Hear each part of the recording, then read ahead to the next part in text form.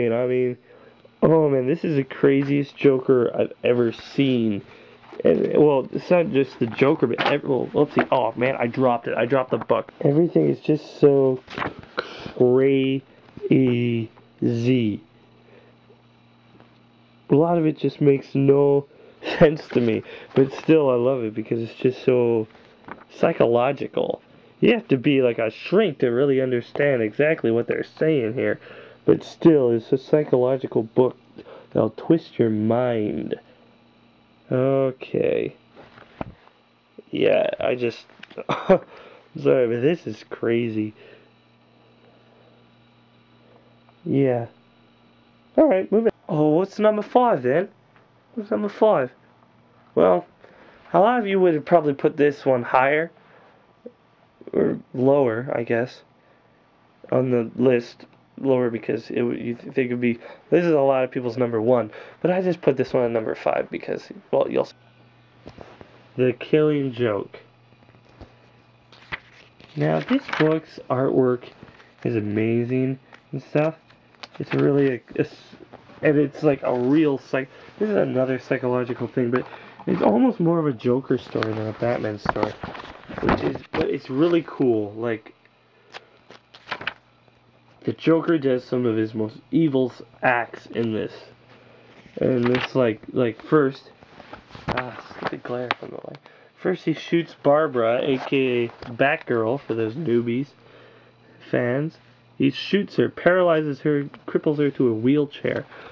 And her father, Commissioner Gordon, is all like, "Oh, you shot my daughter!" sort of thing. And then what does he do? He undresses her and takes photos, which he then puts on in a ride, which he then tortures Commissioner Gordon with, showing her him thousands of photos. Well, not that. Well, a lot of photos of his daughter's crippled, naked body. I mean, he's trying to drive him insane. And Batman's there trying to, like, get everyone. He's beating up everyone, saying, "What do you know?" sort of thing. And finally, the Joker just gives him tickets, and Batman's, like, ready to kill the Joker. And the Joker's in this entire thing is actually trying to prove a point that, you put a lot of weight and stuff on a guy, they're all gonna go insane. And this is like, the artwork here is amazing, and the relationship between Batman and the Joker here is just awesome, and it's just a really sweet book. Okay, I just went too far. There's a nice ending though. It's one of the best endings in comics, where Batman's like trying to see the Joker. Okay, is there any way I can actually help you so you aren't gonna be this way? Joker's like, actually, no, it's too far for me. Then he actually just says a joke, starts laughing, and then Batman starts laughing. They both laugh, actually, and it ends, and it's the weirdest ending ever. But it's cool. Like, you just would never think you'd see Batman laughing at one of Joker's jokes. It's just never thought it coming. We're in the top 5. What's gonna be number 4? Da-da-da-da! Batman Hush. Okay, things I love about this book. For one thing, the artwork is amazing. Like look at it. I'm just gonna flip to a random image and ta-da! Like, look at that. Look at the red sea, the red sky. Everything's like, the artwork by Jim Lee here is top notch. When I first saw this book, I was like, holy crap! This is a sweet book. Like, the art history, it's just amazing. And oh yeah, like, this is it. This is number 4, but like, this is like the best artwork I've seen. This and in All-Star Batman and Robin, which is also Jim Lee. I really love his artwork on Batman. So the story of this basically revolves around, like, it's a bit of a mystery story. Someone's like torturing Batman's life, and Batman's trying to find out who he is. First he thinks it's the Joker, then he thinks it's Ra's al Ghul, and then you think it's Jason Todd for a bit. And then it just goes on, and then it turns out to be someone who you thought was dead the entire time. You're like, what? I'm not gonna give any spoilers here, but this is definitely a good read. Batman Hush not only gave us a great story, but it also gave us a terrific villain. This is like the newest Batman villain, and he's actually a tough villain. They put him on like Batman's best. Alright, here we go. Next, this is number 4, moving on from Hush. Batman Year One. Now that's a book. This book was actually one of the... It was an attempt at not an attempt because it did it really well, at the origins of Batman. It didn't go into how he was trained and all, but in his first year of being Batman and dealing with all the crap and why he decided a bat, and stuff like that. It's just an awesome book. Like, okay, the artwork's nothing special, but still the story's awesome because... Okay, I'm gonna turn away from the comic, but the story's awesome because it's just like...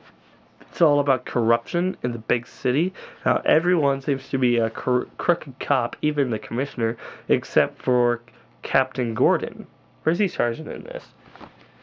Yeah, well, he's in this, and everyone seems to be crooked to him. And so he starts taking criminals down the law way, but he's not getting very far. Then Batman comes in. And, there's one great scene, my favorite scene. I'm just gonna flip to it. Okay, all of the commissioner here and all of his like mob buddies are all having dinner, and they're like, "Oh, Batman's he's a fad. He'll go away. Everyone will forget about him. He's not costing us that much money."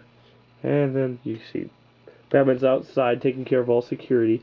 Then he throws a gas grenade and he cuts the lights. He throws an explosive that boom takes the wall down, and it says, "Ladies, gentlemen, you have eaten well. You have eaten Gotham's wealth, its spirit. Your feast is nearly over.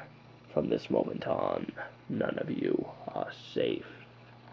I mean, holy crap, if something like that happened, I would be like, "Wah!" and wet my pants. And then the next day, the guy's like, "No excuses, Gordon. This vigilante goes under instantly. It's our job. It's our duty." When it's just pages ago, it was just like, well, it's no big deal. And just like the whole thing about how the police are all corrupt trying to take him down, and Batman still takes down the police and the criminals. And then there's a scene where all the bats come out.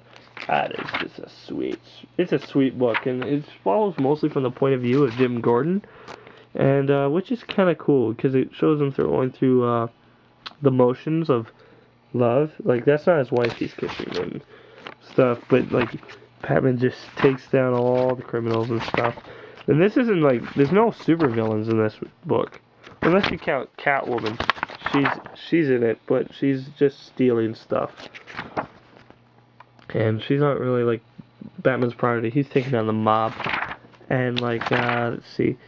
Like, there's no big villains in here, except at the end where Commissioner Gordon's like, says, "I'm gonna meet with Batman and talk about this guy." He calls himself the Joker. And that's it. That's how the book ends. This is a great crime book. If you're into Batman fighting crime, this is the book for you.